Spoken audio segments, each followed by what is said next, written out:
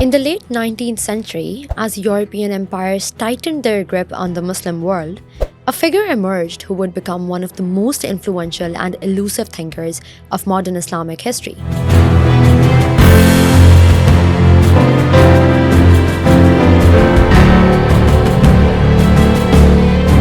He was a revolutionary, a philosopher, a political agitator, and a master of disguise. To the Ottoman Sultan, he was a potential ally. To the British Empire, he was a nuisance. To Orthodox religious scholars, he was often a heretic. His name was Jamal-ul-Din al-Afghani. But who was he really? An Afghan Sunni patriot, as he often claimed, or an Iranian Shi'a intellectual, as archival evidence suggests? A pious reformer or a freemason skeptical of prophecy? His life was a paradox, and his legacy is a mosaic of contradictions. Today, we delve beyond the myth to explore the man, the founder of Islamic modernism and Pan-Islamism. Jamal-ul-Din's biography begins with a deliberate mystery. Born around 1838 to 39 in the village of Asadabad, near Hamadan in Iran, he was of Shia origin and reportedly from a family with links to the heterodox Sheikhi school. Yet, for most of his public life, he presented himself as an Afghan Sunni. Why? In a world divided by sect and empire, this was a calculated act of Taqiyya, dissimulation, to maximize his influence and evade persecution, particularly from Iran's Qajar dynasty. His early education in the Shia shrine cities of Iraq endowed him with deep philosophical training, studying thinkers like Avicenna and Mullah Sadra. But a pivotal shift came during his first visit to India in 1856 to 57, coinciding with the Great Rebellion against the British. Witnessing the raw power of colonialism firsthand ignited a lifelong, fierce anti-imperialism that would define his mission.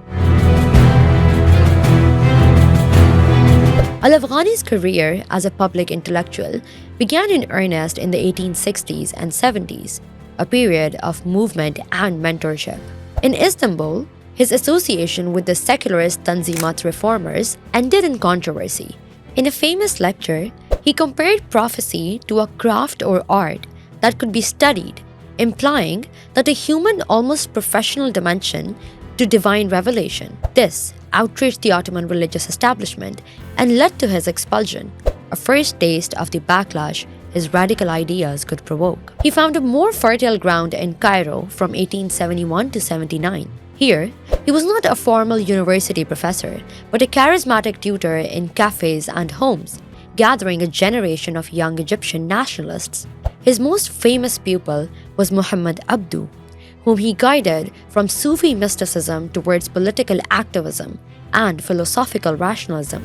Al-Afghani reintroduced the teaching of Islamic philosophy, hikmah, in Egypt, arguing that rational inquiry was not antithetical to faith but essential for its revival. Politically, this period saw him dive into anti-colonial organizing. He helped found Masonic lodges like the Star of the East, seeing them as networks for political mobilization. He influenced early nationalist newspapers and publicly denounced European financial control. His activities aimed at making Egypt strong and independent, but they ultimately led to his expulsion in 1879, under pressure from the British-aligned Khedive.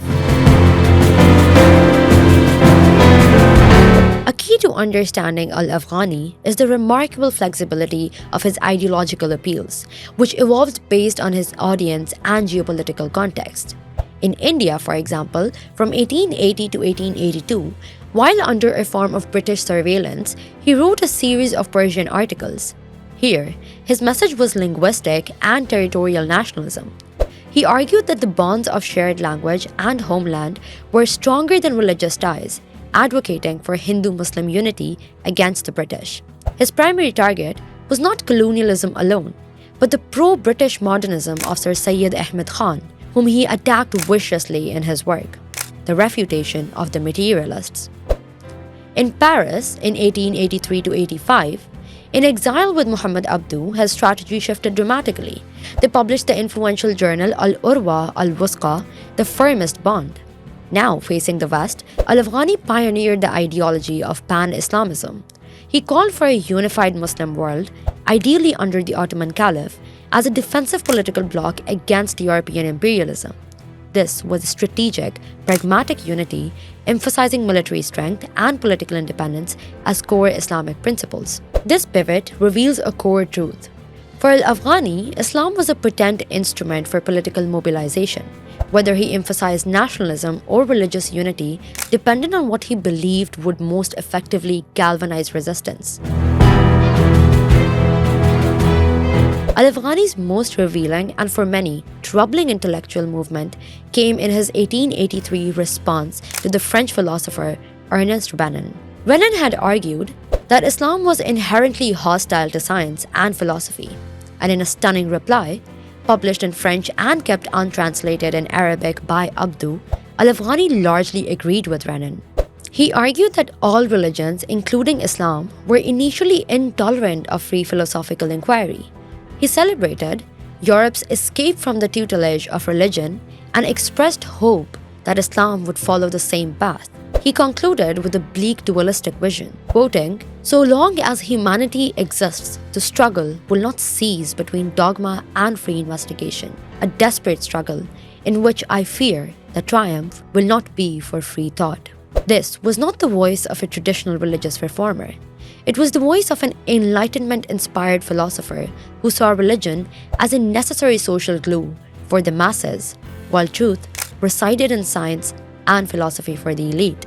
This secret radicalism clashed with his public persona as a defender of Islam, a contradiction managed through careful secrecy and dissimulation. His final years were his most dramatic and ultimately tragic. Invited to Iran in the late 1880s, he quickly clashed with the Shah over concessions to foreign powers, and after taking sanctuary in a shrine, he was forcibly exiled to Iraq in 1891. From there, he wrote a fiery letter that helped incite the mass tobacco protest, a successful boycott against a British monopoly, marking one of the first modern popular revolutions in Iran. His relentless opposition culminated in tragedy. From Istanbul, where he was effectively held under house arrest by Sultan Abdul Hamid II, he encouraged a disciple, Mirza Reza Kermani, to assassinate Shah Nasir-al-Din in 1896. The act made him a hero to some radicals, but a toxic asset to the Sultan. He died of jaw cancer in 1897, isolated and restricted. In what he called a gilded captivity, Jamal-ul-Din al-Afghani's legacy is as fragmented as his identity. He was a foundational figure for Islamic modernism, arguing that Muslims must engage with modern science and philosophy to regain strength. He was the father of political pan-Islamism, inspiring later anti-colonial solidarity. Yet, he was also a clandestine radical whose private skepticism of religion was hidden from the public he sought to mobilize. He is claimed by secular nationalists, Islamic revivalists, and revolutionaries alike, from Egypt's Muslim Brotherhood to Iran's constitutionalists. This is precisely because he was not a systematic theologian, but a pragmatic political philosopher for a world in crisis. His core, consistent drive was neither purely faith nor pure reason, but a burning, relentless anti-imperialism. He sought to arm the Muslim world, intellectually and politically, with whatever tools he deemed necessary for survival and dignity in the modern age, even if those tools were masks, secrets, or contradictions. He remains, in the words of an admirer, the wild man of genius, a lightning bolt that cut through the obscurantism of his time, leaving behind a charged and contested legacy that continues to shape the Islamic world to this day.